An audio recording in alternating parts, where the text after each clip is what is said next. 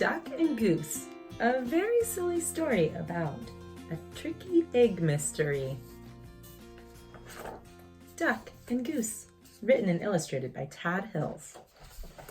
Oh my, what is that? Duck quacked. That's a silly question, Goose honked. It is a big egg, of course. Of course it is an egg, I know that, huffed Duck. What I mean is, where did it come from? Goose looked skyward. He looked to the river. He looked to the fields. He thought very hard. Who are you? He asked finally. I, said Duck, puffing out his feathered chest, am the one whose egg this is.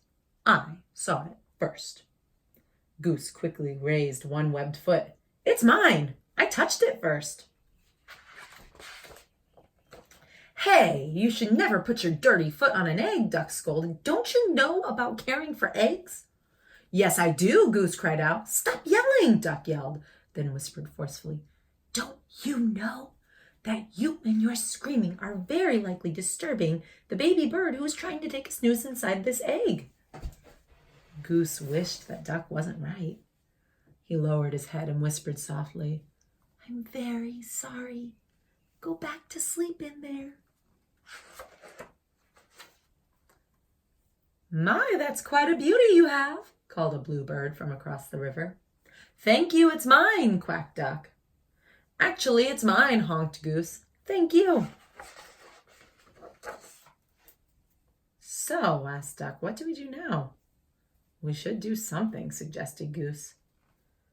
Yes, you are right. Good thinking, agreed Duck. Like what? They both built little fences around the egg. It says, this egg is private property. Duck's egg. No geese around. No honking. $5 fine. And Goose's says, if you are a duck, keep on walking. No ducks beyond this point. Quiet, please. Absolutely no quacking in this area. Duck and Goose were each thinking.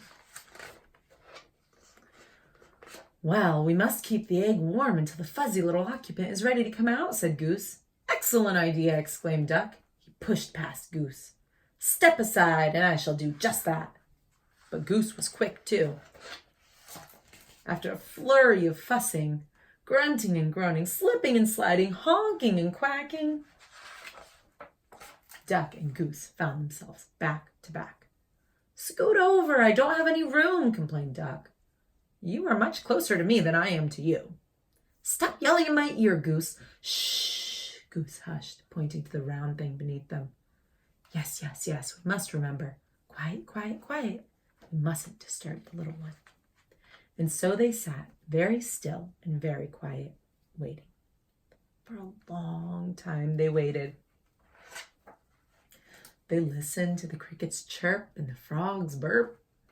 I'm going to teach this baby bird to quack like a duck, Duck boasted. Well, I'm going to teach it to honk like a goose, Goose honked back. I'm going to teach this baby bird to waddle, Goose added. So am I, Duck added. They heard the pitter-patter of the rain. I'm going to teach this baby bird to swim, Duck said. Me too, Goose said.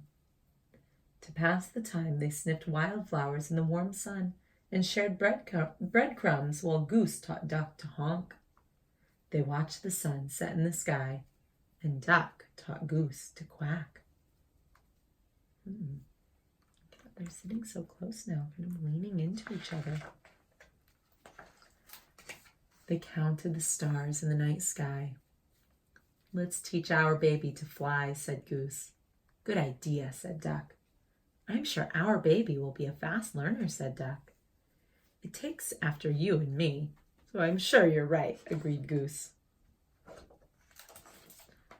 Together they waited until... Did you feel that, Duck? Duck nodded. Yes. Did you feel that, Goose? Goose nodded. It's time, Goose, it's time, Duck squawked. Quickly, Duck slid down and started running circles around their egg. What should we do now? He hollered. I think we should remain calm, Goose yelled back. Excuse me, a little voice called out. Duck stopped. In all the exciting confusion, he had failed to notice the bluebird kicking their egg. "Can I play too?" she asked. "Play? This is no time for play," yelled Duck.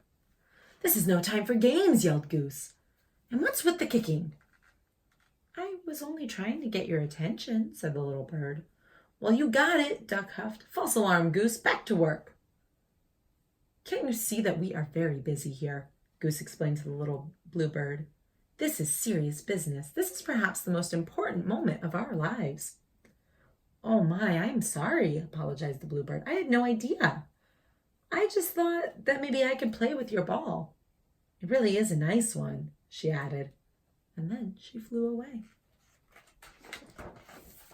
Goose gulped. "Did she say ball?" he whispered to Duck. "You know, I did have my doubts," Duck finally said. "It is a bit squishier than most eggs I've seen." "Yes, and I must say I was somewhat suspicious of those big dots," Goose admitted. "It may not be an egg, but it is lovely," said Duck. "Oh, absolutely, Duck," Goose agreed. "It's a keeper." As the crickets chirped, the frogs burped, and the grass swayed in the gentle breeze, Goose quacked and Duck honked, and the ball bounced, rolled, and sometimes even flew. The end. Thanks for reading with me today.